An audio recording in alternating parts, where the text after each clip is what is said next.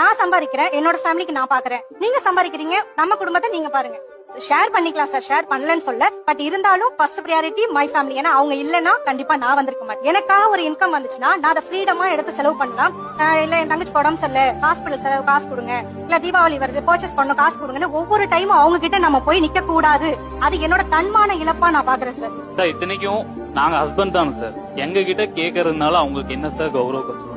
நீங்க கேட்காம குடுக்கறதுல உங்களுக்கு என்ன கௌரவ குறைச்சல்? நான் வேலைக்கு போகப்பட தேவையில்லை. என்ன சொல்றாங்க, நானே பாத்துக்கிறேன் உன் ஃபேமிலியை சேர்த்து அப்படின்னு சொல்றாங்க.